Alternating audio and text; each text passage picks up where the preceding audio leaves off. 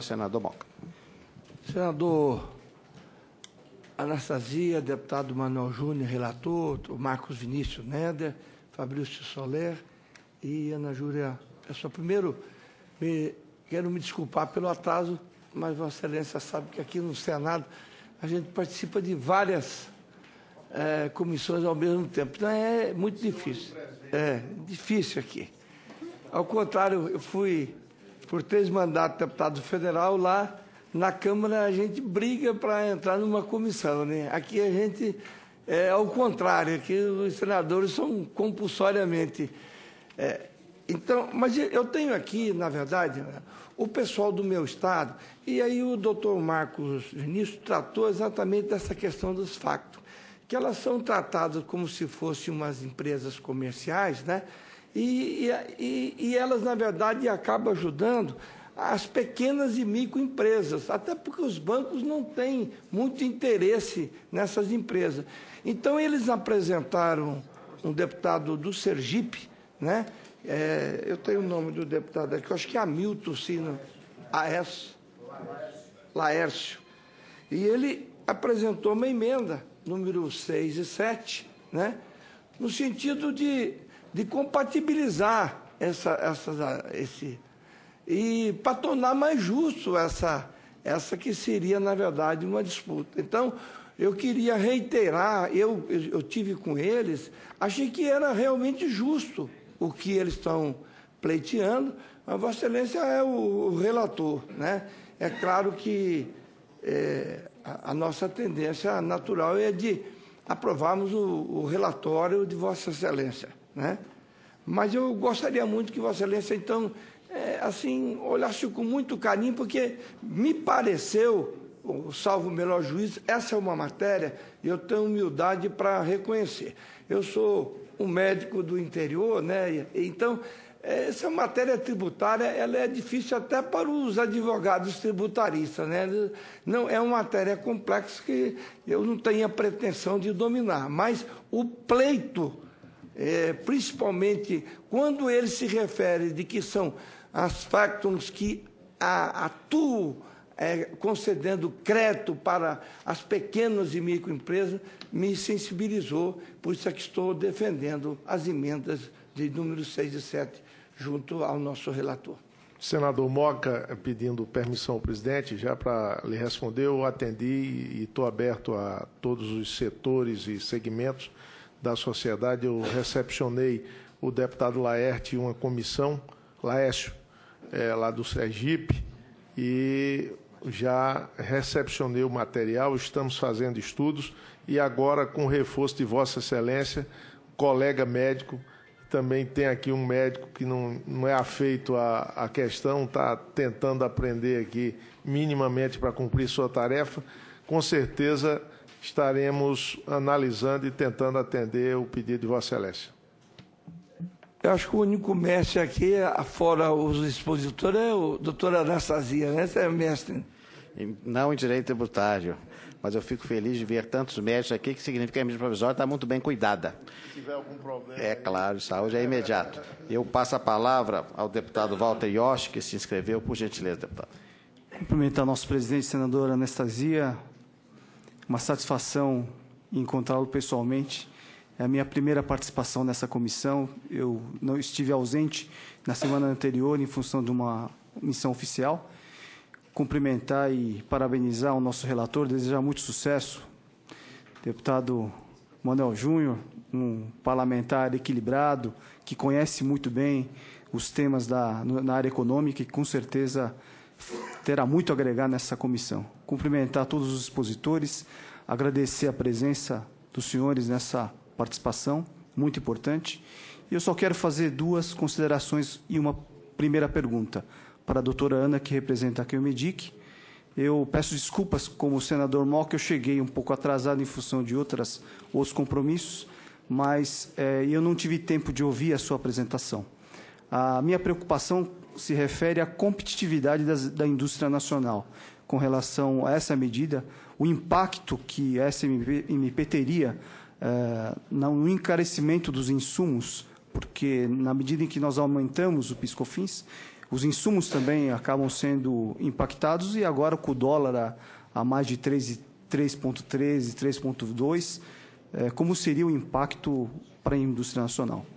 E quero também apoiar o senador Moca, porque eu não estava na semana passada, mas também tomei conhecimento da questão das factories, que vivem hoje uma situação de dificuldade na sua competitividade com as instituições financeiras.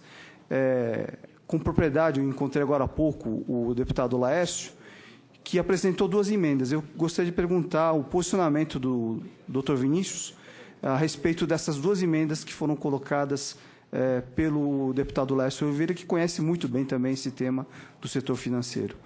E gostaria de perguntar ao relator, deputado Manuel Júnior, nós temos algumas sessões ainda pela frente. Eu estava preparando um requerimento para solicitar uma audiência pública no sentido de nós discutirmos o setor de medicamentos, os impactos dessa tributação, dessa medida provisória no setor de medicamentos, porque a tributação nos remédios no Brasil chega a mais de 34%.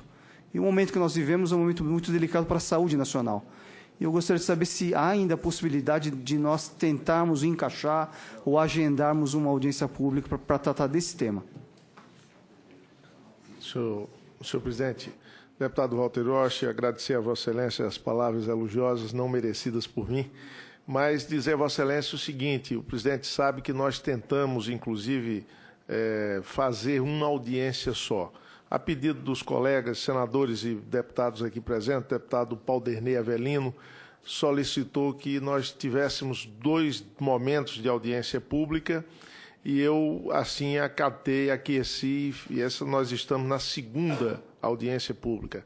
A minha intenção é, na próxima semana, já com auxílio aí da consultoria e daquilo que nós acumularmos e recepcionarmos aqui de pedidos e demandas, nós emitirmos um primeiro relatório preliminar, fazer com que os senhores senadores e deputados possam se aprofundar no tema, questionar o relator e, em seguida, apresentarmos o nosso relatório final para julgamento e votação de todos vocês. Nós não teríamos mais tempo para fazer audiência pública, mas eu fico à disposição de Vossa Excelência e do segmento, recepcionando não só aqui, mas no meu gabinete, no seu gabinete, para recepcionar todas as demandas, seja dessa área importante, que é a área de medicamentos, uma área que também nós somos, eu e Moca, afeitos por conta da nossa história médica, mas, com certeza, é uma área importante para o nosso país, e eu estarei à disposição de Vossa Excelência. Eu agradeço, deputado. Eu gostaria muito de solicitar essa audiência em função da não possibilidade de realizar essa audiência pública, para que nós possamos discutir, debater e levar alguns representantes, juntamente com o senador Moca e outros parlamentares que tenham interesse no tema, porque eu, inclusive, coloquei algumas emendas nesse sentido dentro dessa medida provisória. Obrigado. Muito obrigado, deputado Yoshi. Eu passo a palavra à doutora Ana Junqueira para responder a indagação do deputado Yoshi.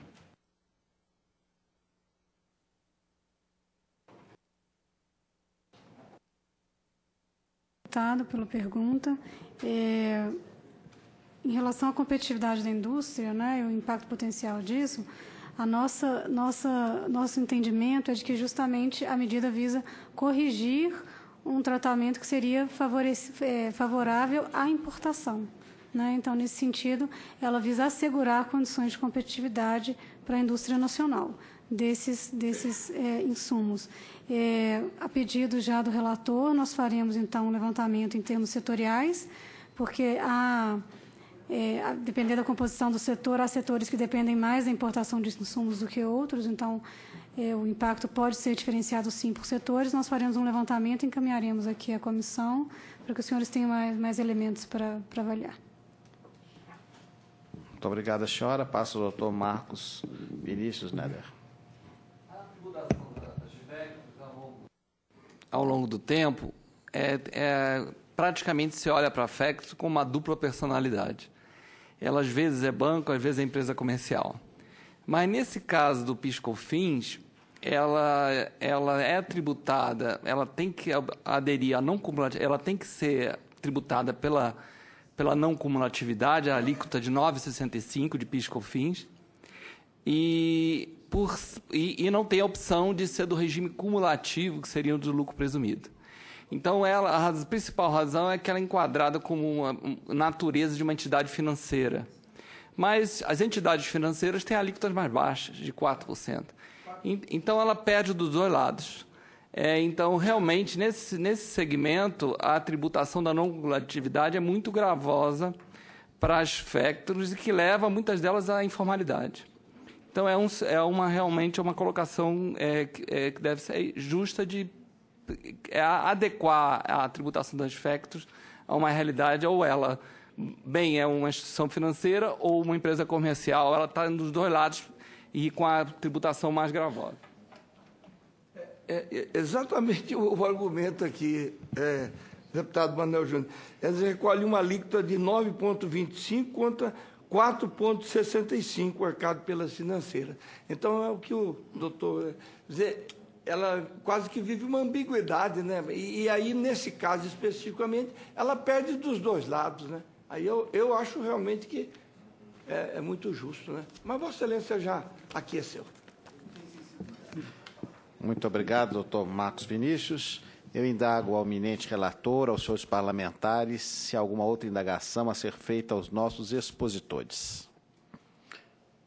Por mim, plenamente satisfeito, senhor presidente, mais uma vez agradecendo aos senadores aqui presentes que deram coro a essa sessão e também aos senhores deputados e a Vossa Excelência, os expositores. Agradeço ao eminente relator, deputado Manuel Júnior. Agradeço muito a presença dos nossos convidados, doutor Fabrício, doutor Ana Junqueira, doutor Néder. Quero agradecer aos parlamentares presentes, senadores e deputados. E, desse modo, não havendo mais nada a tratar, declaro encerrada a presente reunião.